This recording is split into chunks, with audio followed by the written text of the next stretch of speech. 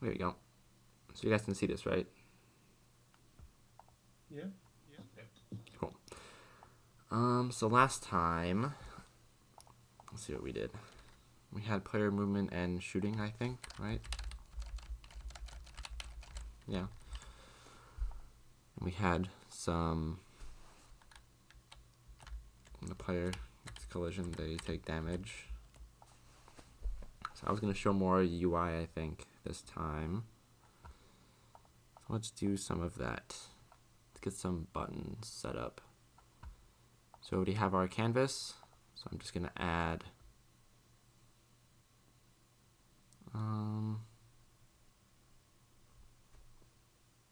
let's add like some money or something. Let's see. Let me find some art for that.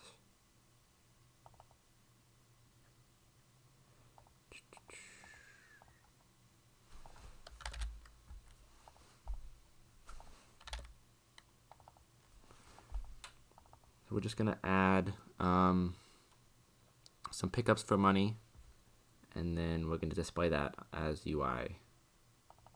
Just find the sprite.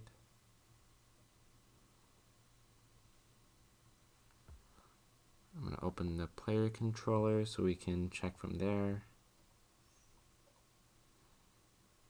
I don't know what game it's for. Platformer.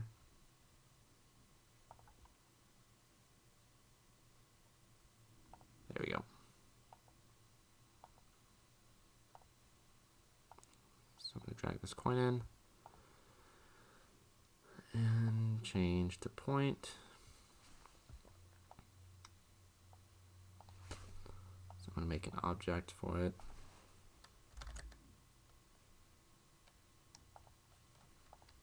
So I'm going to add a collider to this. Let's just do a circle collider.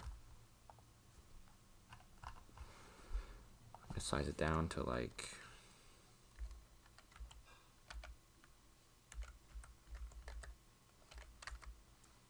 0.07. I'm going to give it a tag so that we know what to do when the player hits it. So coin.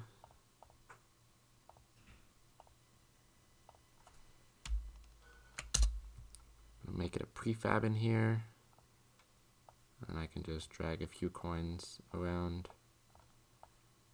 I forgot to make it a trigger collider, so I'm going to go trigger, and in the player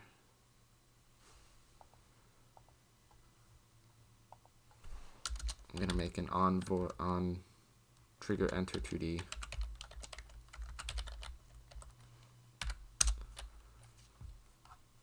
I'm going to check for the coin tag.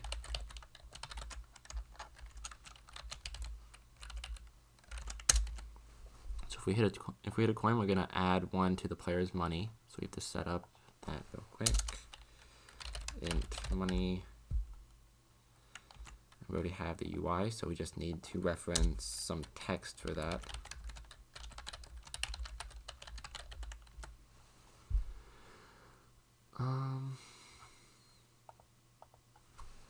So money plus plus, and then we're gonna destroy the other object.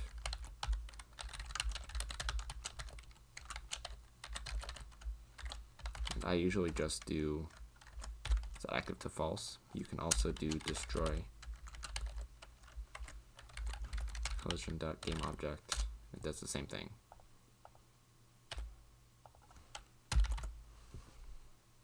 So set this game object to false and add money.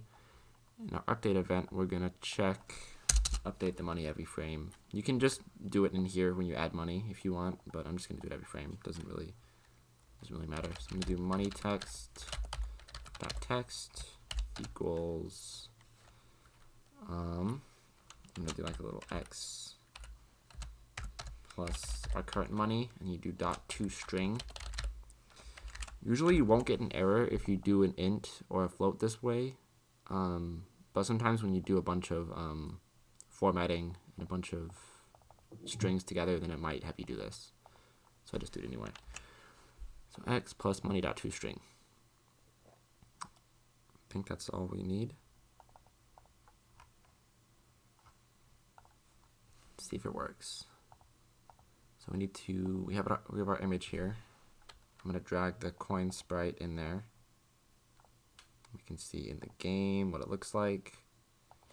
So I'm gonna put this in the top left corner under the health bar. I'm gonna click on here. I'm gonna hold Alt and click on the top left. So it's about there. So we can do, this one was like 200.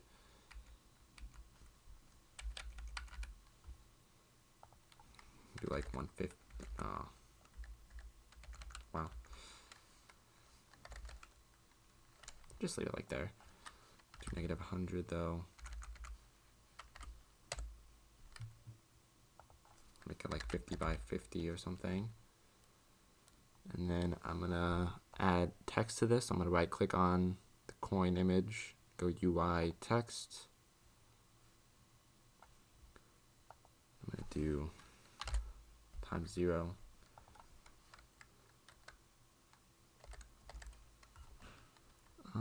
I might have to mess with this for a minute to get it to work right. Like 30-point font, I'm going to do overload and overload so that it always shows it no matter what.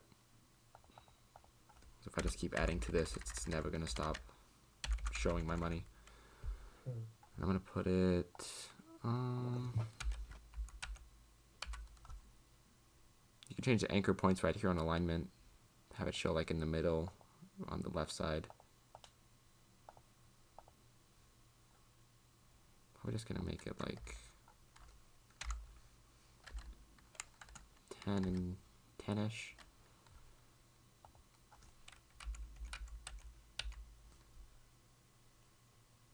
Make it a little smaller so it fits a little better.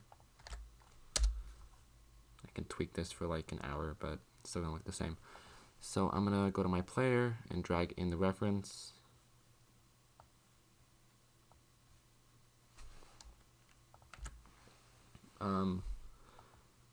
The main problem with doing things this way that I'll show how to do it better later on, probably not this class, but so you have to drag in the reference every time to that in every scene you have the player in, and that can get kind of tedious, especially if you have the player not destroy himself between scenes. So like this player is going to be in, if this player was in like 3 different scenes that each have to have their own UI, then getting the reference to the UI can be kind of tricky. You can kind of fix it by adding a tag to it and then just find a tag to get the right component. But I would probably just make a prefab and then spawn an instance of that prefab and then get a reference to that object as you're spawning it instead. I'll show how to do that later on so it's not as tricky, but this works for now if you have just one scene and one player. So I think we have 0 money right now, so it should update to 0, and then when we go grab 1, 2, 3, yeah, so easy pickup. We don't have to have anything for the coin because it just checks the tag. The player does all that for us. We don't have to have an extra script for that at all.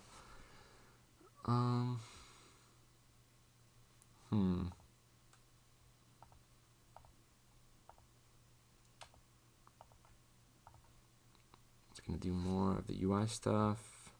Images and buttons. Buttons are pretty important, so I'll do that.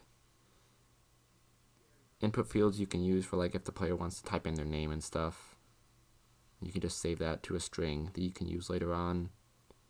I'll do a button right now. So this will be a good thing to do in menus. So I will do a menu example right now. Type this to the bottom. I'm going to put it over by like negative 150 by like 35 or something. So when you spawn a button, it gives you a button to click on, and it also gives you a text object in the middle. So you can delete that or you can keep it. I'm going to name this one Restart Level. And I'm going to make a script for this one. call it like menu controller.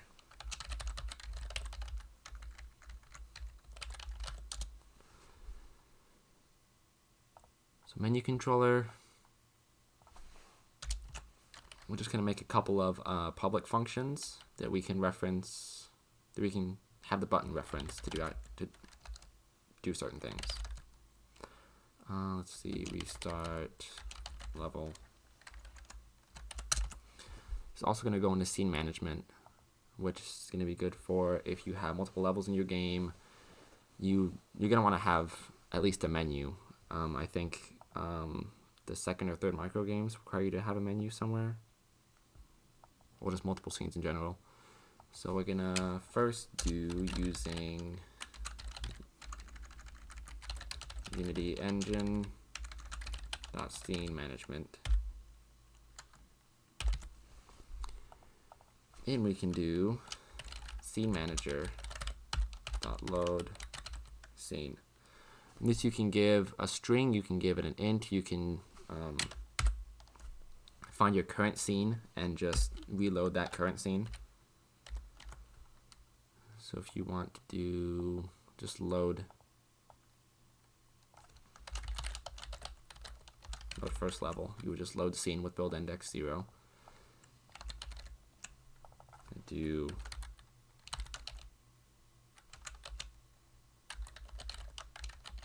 load current level. Make a few variations of this. Load level, and we're going to pass in an int for this one, index, so we're going to load this scene, the ith scene.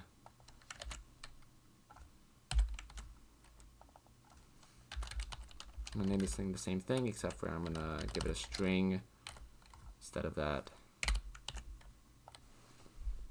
So you can load a scene any one of these ways. For ours, we want to just reload this current scene. So we're going to do load current level. To get the current level, you're going to do scene manager .get active scene, open close parentheses dot, and you can do .name or you can do .build index. So I just always do build index. If you want to load the next scene, you just do get active scene .build index +1, and it'll always load the next scene. But before that can work, we need to save it. We need to make another scene. So I'm just go file new scene. I'm gonna save it as nothing. Test scene 2. Save it in my scenes folder. We load back into the sample scene. We have to add all the scenes we want loaded into the build. So we're gonna go file, build settings, and it opens this little tab. And it automatically has the first one loaded. We're going to just drag in the second one, or you can just do add open scenes for all of the scenes. It's more tedious though. And then you can just quit out of it.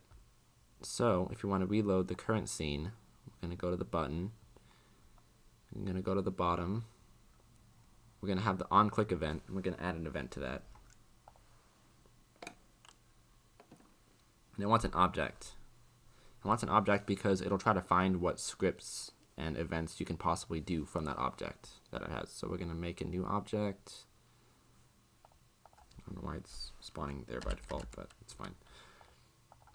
Name this menu controller. And we're going to just add the menu controller script to it. And you can attach this to the script to anything, basically, and it'll do the same thing, but just want it to be more defined so we know what's doing what. So you're going to drag in the object. You can switch this to whatever. I just keep it on the default and it should be fine. I think this means that you can only click the button while the thing is running. If you do editor and runtime, you probably click in the editor. But I don't know if it'll actually load the level again if it does that, because it's not even running, so I don't see what the point is. So, and ask what function you want to run. So the game object, which is defaulted to, it's attached to a game object, so it has that by default. And it has a transform because every single game object in Unity has a transform. This has a regular transform. The UI has rect transforms. So we're just going to go to the menu controller, and we can load any one of these. So we can do load current level. I'm gonna test that right now. So we're gonna go and grab the money. So we have 3 money and we're hurt. And we click and it restarts the level. We can do this the same way if we do load level and we just pass in 0. This is only 2 levels in the build. So load current level. And if we change this to 1, it'll just load the other test scene that we haven't added anything to yet. Yep. But yeah, base 16 loading. Any questions on that?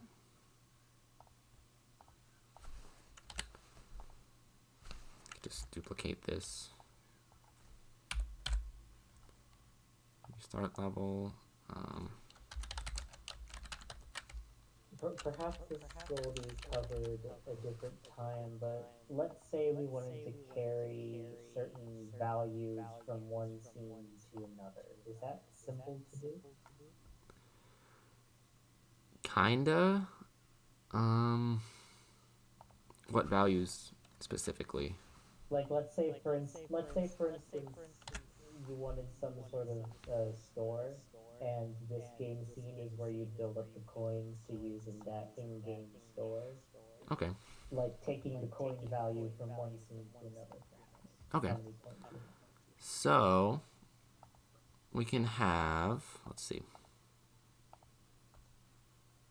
You can make it so your player doesn't get destroyed between scenes and just have him be in the shop scene, or you can have it where I think there's a function for this, like right before the level is loaded or after the level is loaded. So I'm just gonna store it in here. Let me see. The function before scene is loaded. So we're gonna save the money in here, and I'm making it public so I can see it. One event before new scene is loaded. Scene manager.scene unloaded to get a notification when a scene has unloaded, or manager.scene unloaded when notification. Okay. I'm gonna try it this way. So I'm gonna go to the player. I'm gonna do void on disable. This is called when the object is set to deactivate. So when you click up here, on disable is called. So I'm gonna try to do it in here and see if it works. I'm gonna do, I'm just gonna do game controller equals find object of type game controller.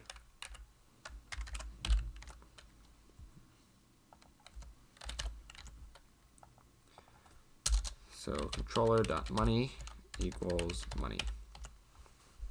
And then in the game controller, we want to make a singleton, which means that there'll be only one game controller that exists over any number of scenes. So let's try to do that right now. We're gonna do public static game controller.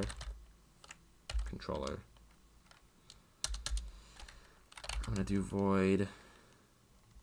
I think awake is fine. We're gonna see if controller is not equal to null. So if there's not a game controller, something with this attached to it in our current scene, then this is gonna be the thing that's gonna not be destroyed. Controller equals this. You're gonna say don't destroy on load game object lowercase g. And then you're gonna say else. If there's already a game controller, then you're gonna destroy the thing that's checking that. So this should work, hopefully, if on disable isn't, or is called, when I think it is. So I'm gonna make a new object, name it game controller. Give it the game controller thing. I'm gonna save it. And it shouldn't matter if you, I'm gonna copy this. I'm gonna paste it in here. It shouldn't matter if this is in multiple scenes, because this one will get destroyed when the next scene loads. So let's see.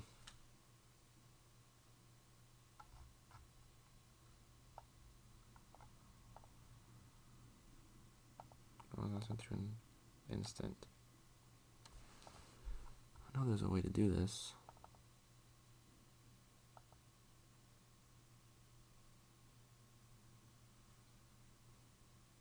Don't destroy, unload.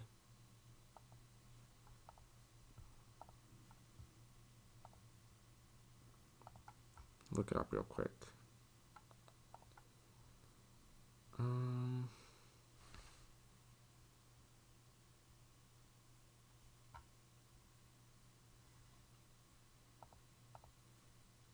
It's destroying itself for some reason, even though it shouldn't be. Weird.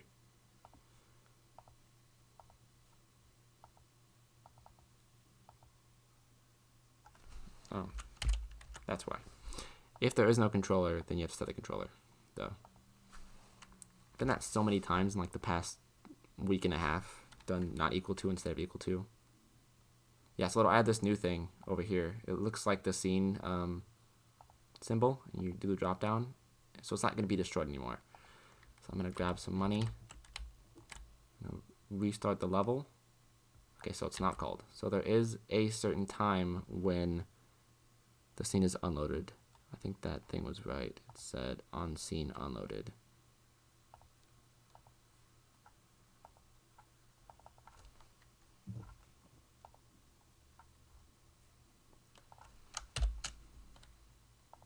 Event before new scene is loaded.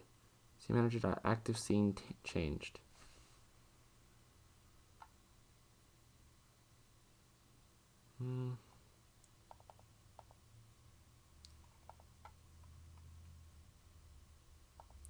So the easiest way, actually, is just to, let's see.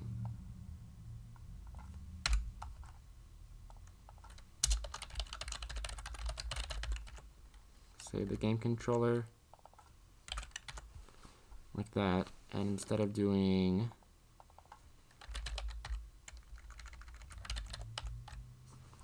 the player having the money, the player doesn't have money, the game controller has the money now.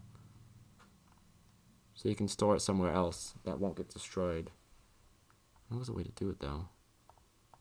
You could just also save it to a string, or int in this case. You can do playerprefs, which is how you save data. Store and access player preferences between game sessions. Dot.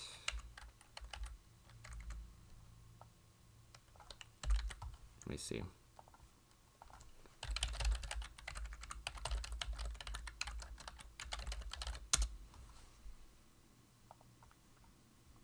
So I'm looking up references to the actual coding part. Playerprefs.setInt. Yeah, that's why. Yep.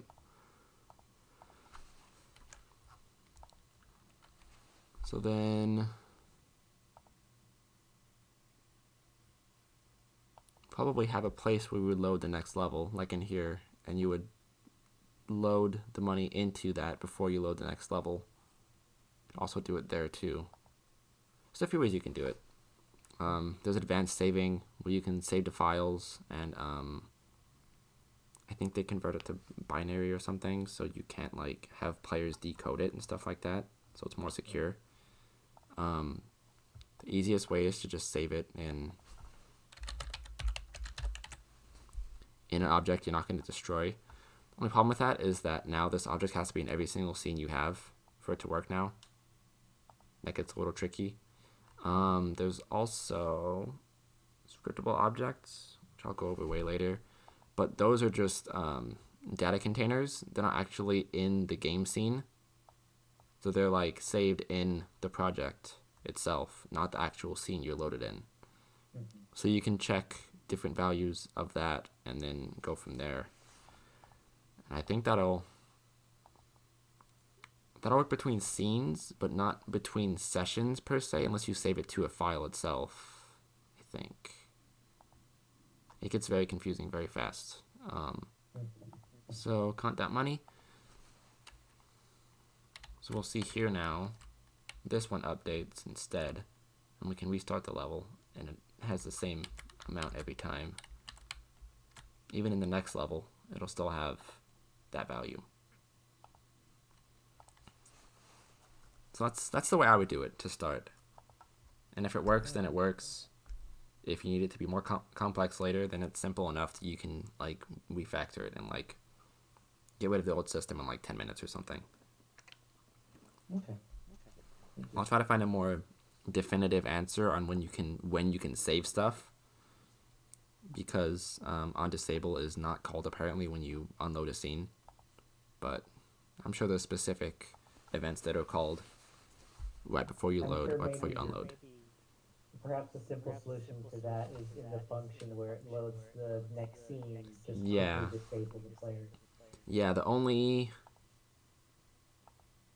because you could just have the player have the money, and then in the menu controller you can say game controller's money equals this, and then just when you load the next scene, you'll just load the current money in from the game controller. Trying to think of good ways to do it where it won't where it'll save to files instead. Because playerprefs is pretty easy to do, but I'm not sure how complex you can get with it. You can do set int. You can make a new value, set it to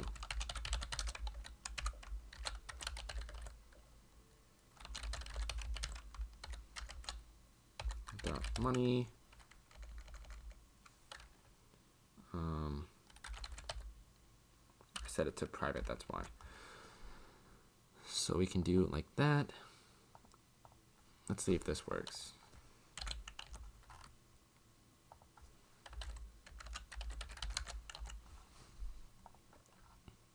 Public int money.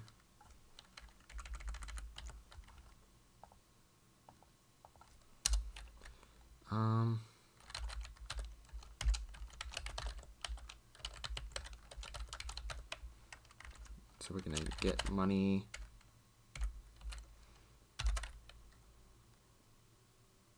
Default value is 0 if we can't find it. It should also work too. Let's save it to go there.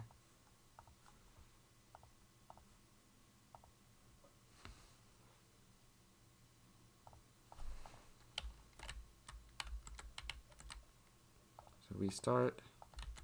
Yeah, that also works. Cool. Not sure where it gets saved though. Let me see.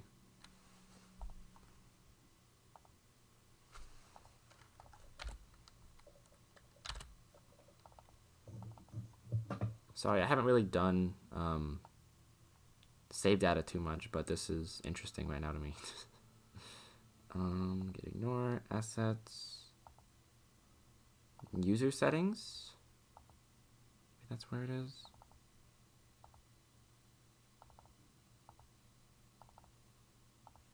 I'll look it up later. It's fine. But yeah, I can do it that way too. So a few different ways you can save stuff between scenes. Easiest way is singletons, which singletons you might need to use for different things. Singleton is this, where you have one static object and you can't have any other ones. You can do that for your player, but it gets kind of tricky later. Because if say you want to add 2 players to your game later on, then you'd have to reset this whole thing to work right. Right. So that can get tricky, but yeah, prefabs are good because you can just instantiate them in, but then you can't really save data between scenes like that. So there's a mix of things you can do to get it working right. So I got buttons, and I hope I wasn't too confusing with that. I hope I kind of gave you an idea of where to look. You did. Thank you. No problem. So toggles, switch a thing on and off, easy enough. Sliders.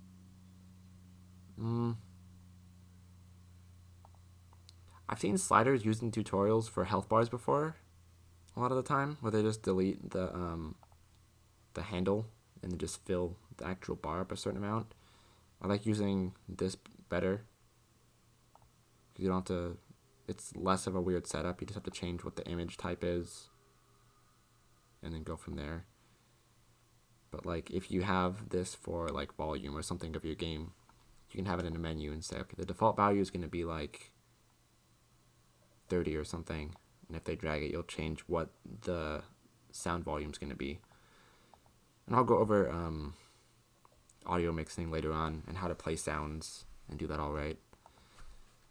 Which music would be a good singleton to have, probably, because you would have one main theme or one audio controller that you would keep between scenes, and you would just call the audio controller to play different songs and sounds and stuff as you're going along. And then you would be able to you'd be able to save your settings in that audio controller too. But I think that's all I was going to go over about the UI stuff. And that included some scene management. So we can try to make Pong real quick if you guys want. I think I'll do that.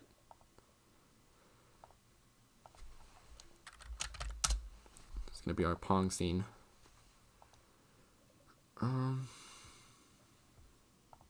See what I did last time.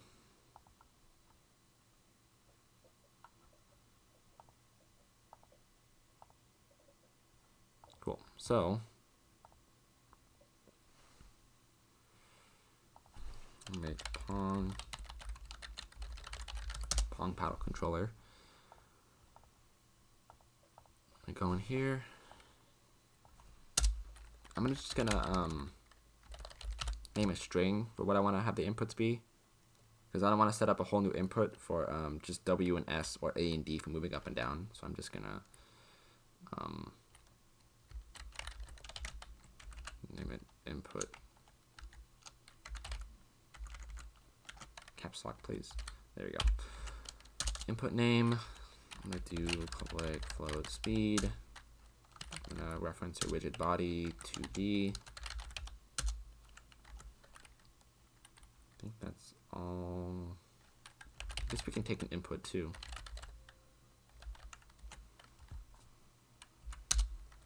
So void awake. We're gonna get that widget body reference.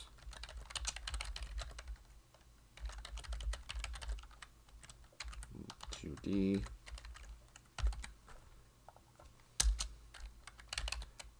void update. I'm gonna say input equals input dot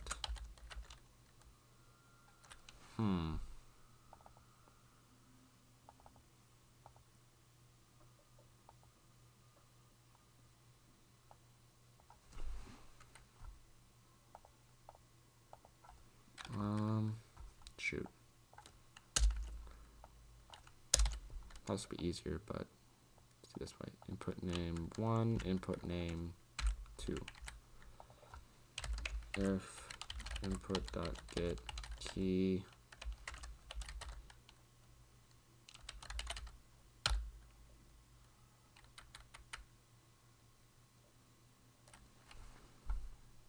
let's see actually.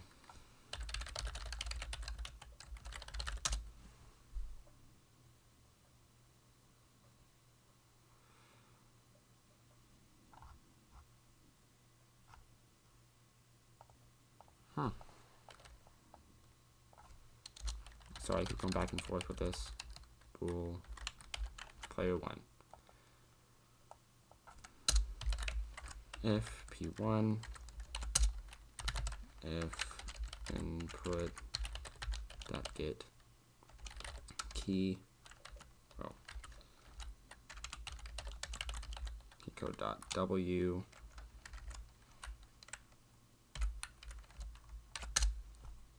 For W, you're gonna move up. Vector 2 dot up times speed times dot delta time. If you push down, Move negative vector 2 dot up. And I'm going to do else. If you push up arrow, you're going to move up. If you push down arrow, you're going to go down. So that should work. We can use this for both players too.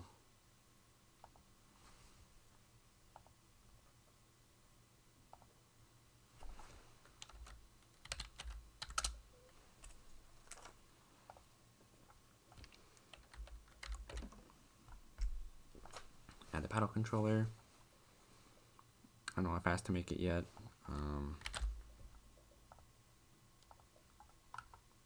Wow, it's really zoomed in. We're gonna go like 0.21. Have it be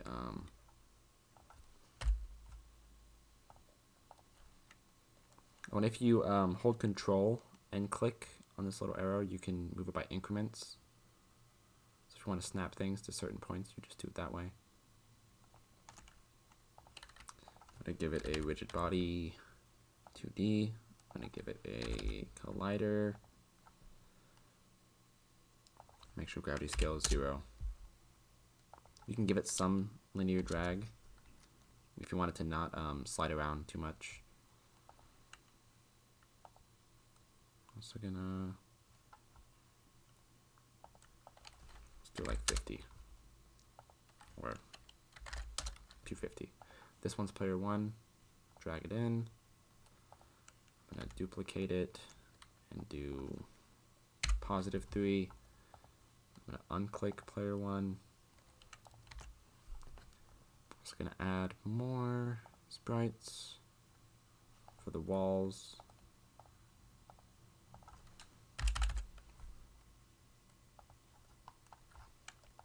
Drag it up, size it down a little bit.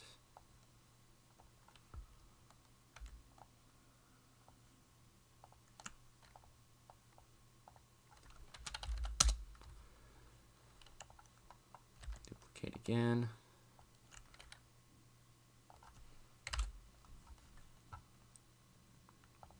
You can make it look nice. Mine's gonna be ugly.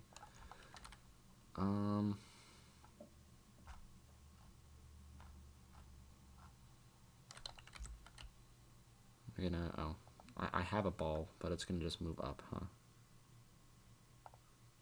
Does this ball do?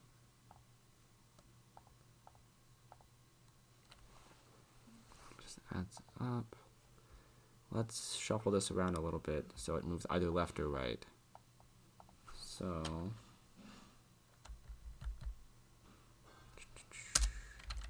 int direction equals random.range 0 to 2. So random range is built in, I think. Well, I think it's in system collections or something.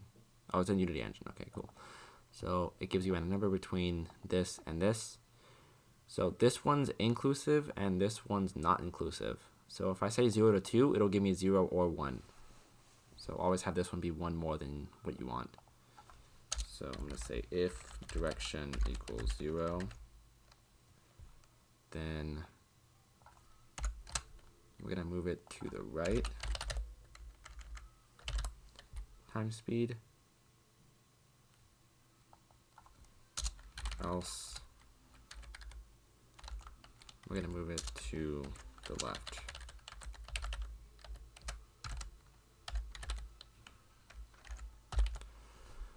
And our ball's just going to have no linear drag, so it's just going to move whatever direction we push it. It's not going to stop itself.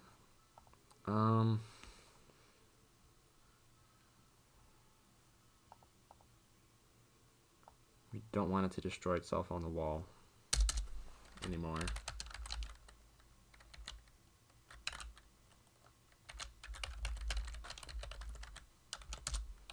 If we hit a wall, if we hit the player,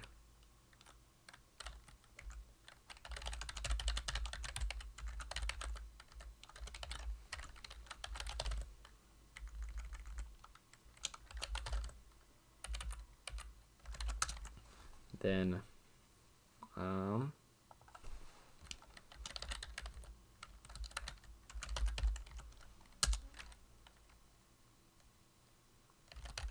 Sorry, I'm stealing my code now. I got this to do something before. So we're going to get the current velocity, and we're just going to change the y velocity.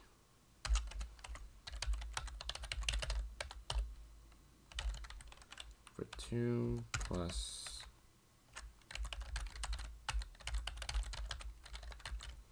You don't have to do all this. We're going to make it bounce no matter what, but this just kind of gives it so that if you're moving up and you hit the ball, then the ball's going to move up a little as it goes back.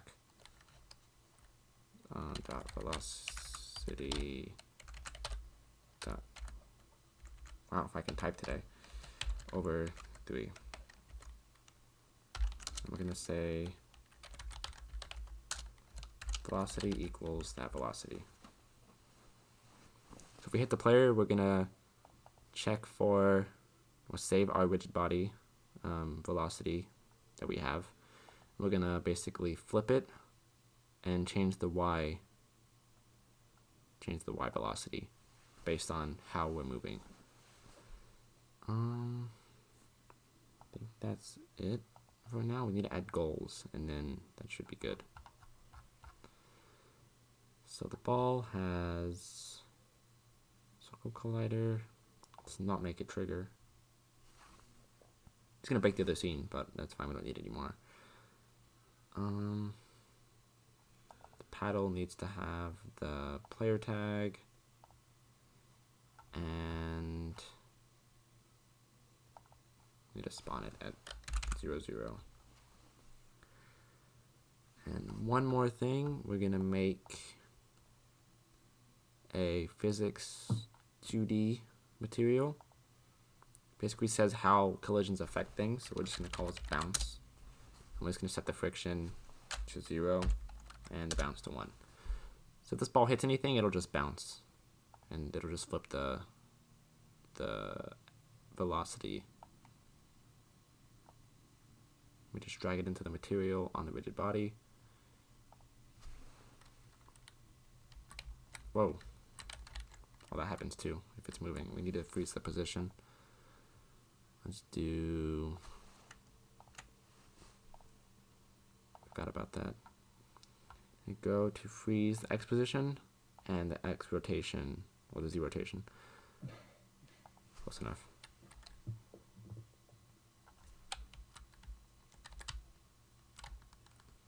Huh. Not want to move the way I want it to move, huh?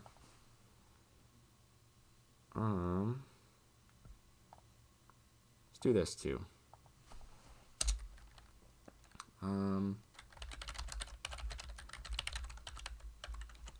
Random up. Add force.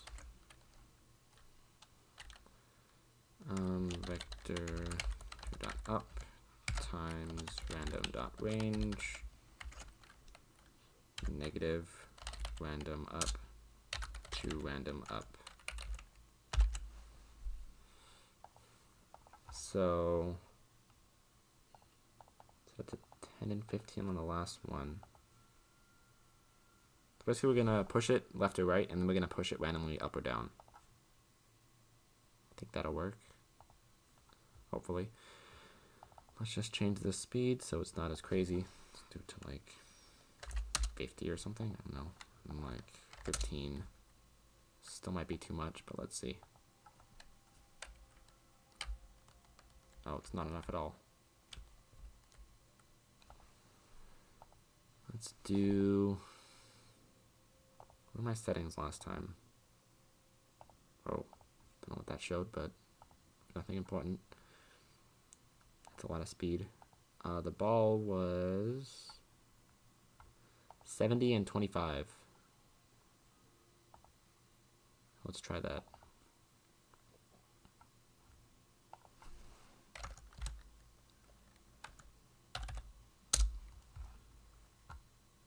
And the paddle, let's change that so it actually moves normally. Let's just do like 750 or something.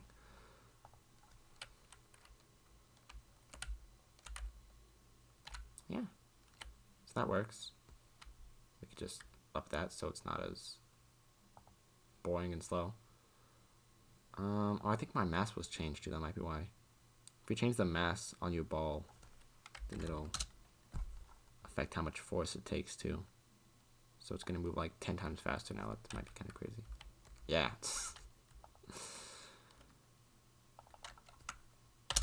2.5. Still on faster paddles though.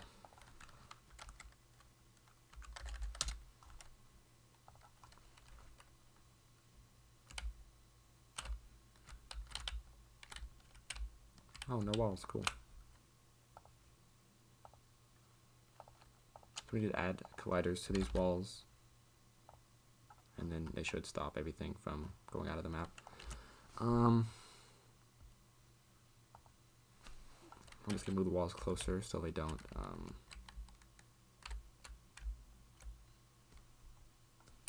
Yep.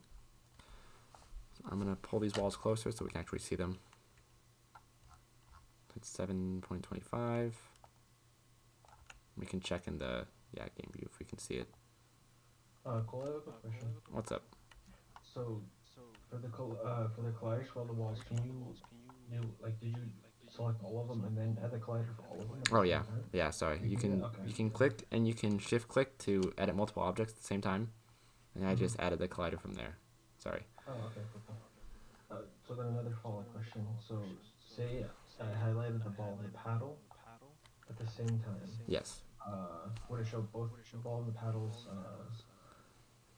Would it show both the ball and the paddles like elements, or is it just going to show only one of them? It shows only the ones they have in common. So components that are only on some objects cannot be multi-edited. So because we have the ball controller on here, but not on the paddle, then it's not going to show the paddle controller or the ball controller. Everything else they share, they should show though. Gotcha. So whatever they have in common, they'll. Yes. Show. Okay. Cool. Yes. Thank you. No problem. I'm just gonna make my walls a little bigger so I don't have to see the ugliness, because it's pretty bad.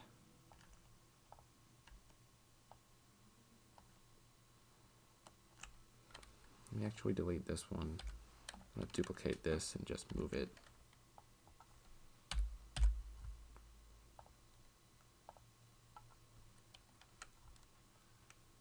.75. If you want to do a quick duplicate, you can just do Control D when you have an object selected. That also works in Visual Studio. If you Control D, you'll make a new line with the same thing. Quick tip. So duplicated, and now we have that. It's a really small area, but it still works. Let's do 6.25. 7.5 to 7.5. Cool. So I'm gonna make 2 more objects. I am gonna give it a sprite though. Sprite renderer. Add the wall to it. I'll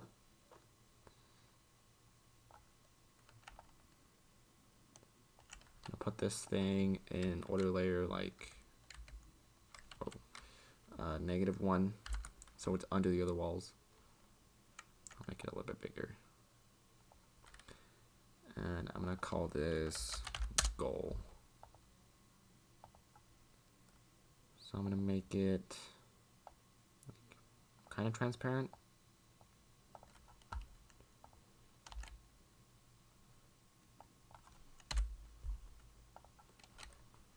And then I'm gonna select both, do add tag. I'm gonna make a goal tag. I'm gonna save it to both of them. And add a collider. And this one's gonna be a trigger collider. I'm just gonna change this ugly background color.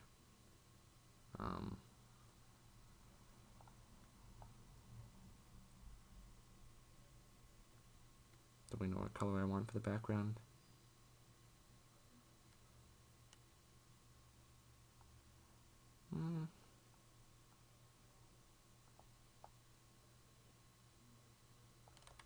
Whatever it works.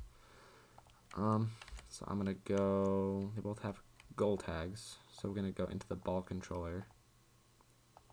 We're gonna make an on trigger enter 2D. I'm going to say if collision.compare tag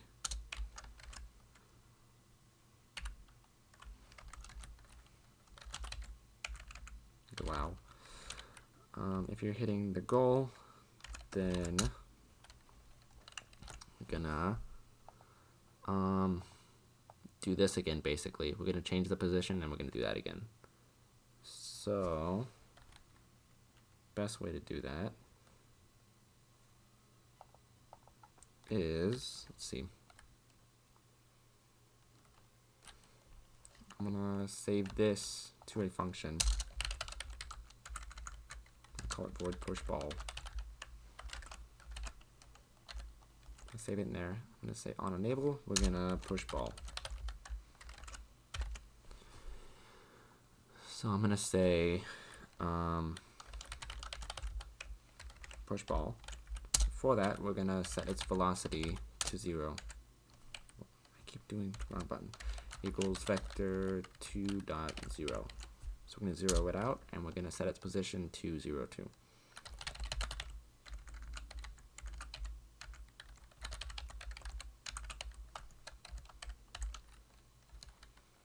And just make sure we do the right one. It's vector 3, 0, 0, 0.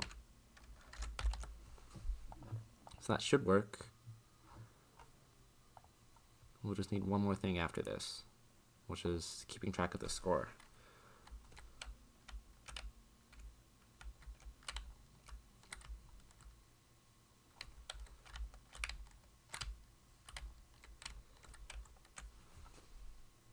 Yep, so it's right there. So if you want to have it do a little delay, you can do this too. You can do, instead of push ball, you can do invoke push ball. So invoke says basically call this function after this amount of time. So you just call it after 2 seconds. And you can do it up here too if you don't want the game to start immediately.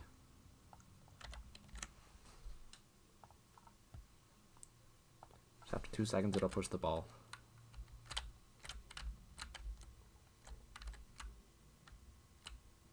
Yep. So the only thing now is to keep track of what score. So I'm gonna make a UI text. I'm just gonna center it up top. Let's do negative like 100 or something. 120, 150. I'm gonna do bold. I'm gonna do centered, so it's in the very middle. I'm gonna overflow it so it doesn't matter where I put it. It's gonna always be on one line at the very top. Just put 0, 0 by default. It should be good. I'm gonna change that to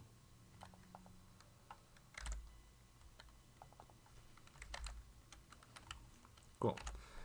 So our game controller isn't doing anything right now besides being this, but we're gonna do that right now. Let me make another game controller so I don't forget about that. Pong game controller, and we're just gonna say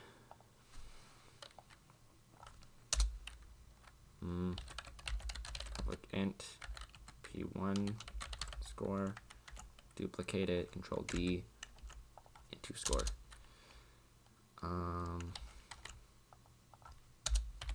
Using Unity engine.ui, public text score text. We don't need the update, we need it in we can make a public function.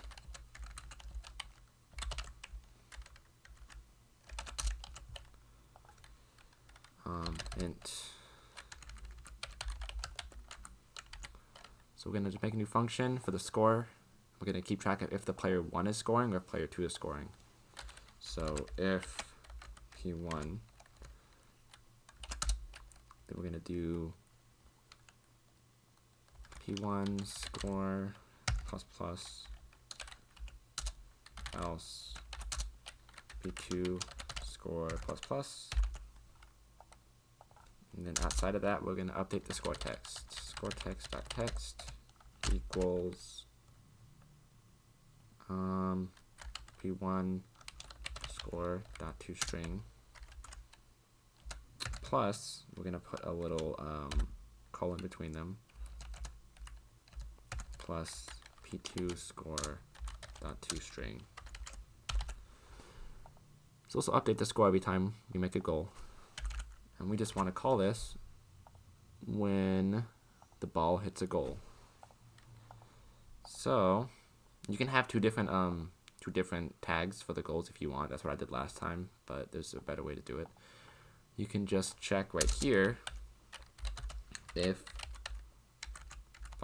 velocity.x is greater than 0. That means you're moving to the right, which means player 1 is making a goal.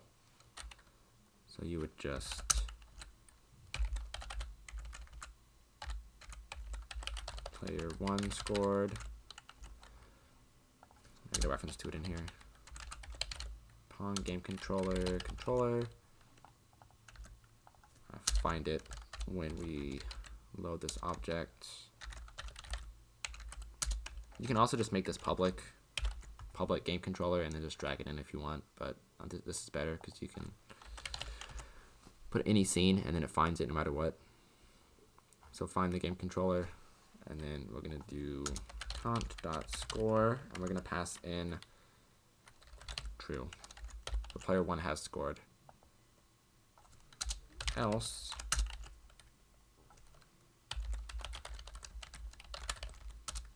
count.score false.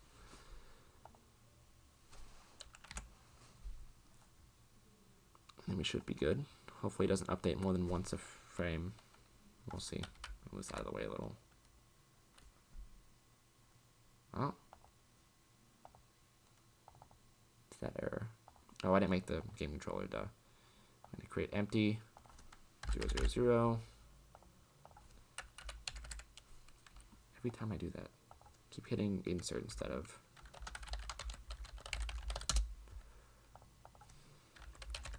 Pong game controller.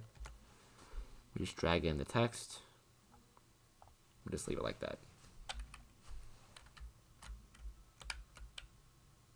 Yep, they make 1. They make 1. And if you want to end your game,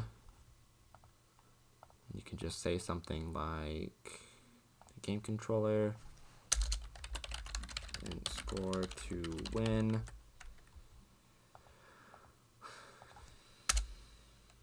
If greater than or equal to score to win.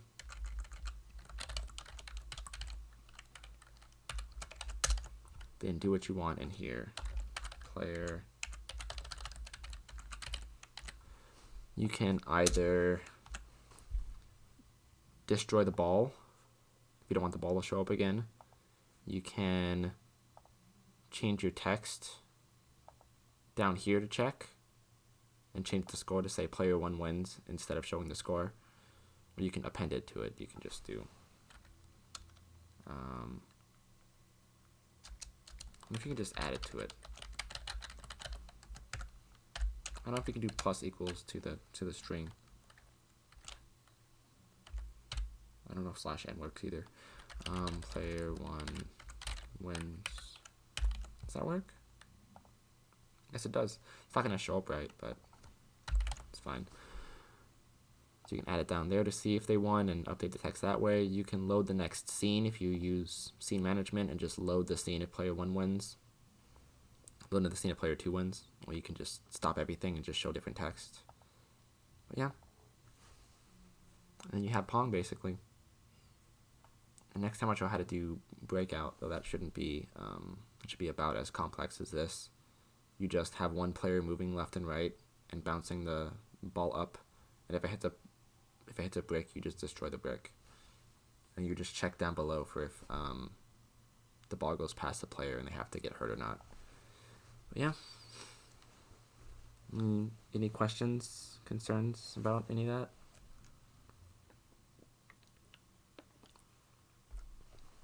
don't know if I was going too fast or not at any point, but if I'm going to show some code or something that you didn't catch, then feel free to ask. We can check this too. Score to win is 3. I'm not going to do a whole thing. I'm just going to debug.log. Player 1 wins. This is really helpful, debug.log. If you want to test certain things or check certain numbers, you can just debug it to the console and it'll show up there. Do P2 score, player 2 wins, player 2 wins.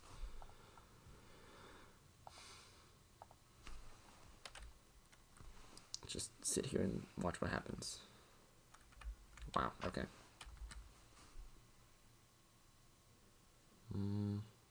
Ball. Player 2 wins on that side. Oh, and then it breaks. Cool. Oh, that's weird.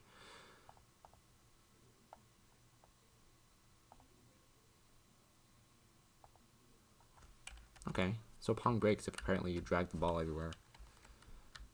So don't do that. But either way, it still works. Yeah, it says player 1 wins now. And if you debug, you can double click and it'll open the part where you debugged. So you don't have to worry about losing where this is. But also a cool thing you can do. Do this. If application.isEditor means if you're running the editor in Unity. If input.get key down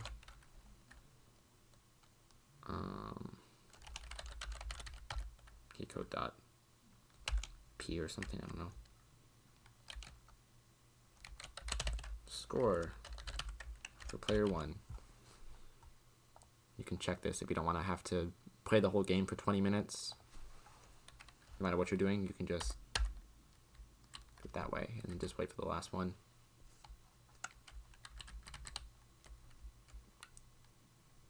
Yep, and player 1 wins. Cool. So that's all I'm going to show today. But if anyone has questions, then I'll stay here for another 5 minutes and hang out. Will this lecture be posted on YouTube like the other two?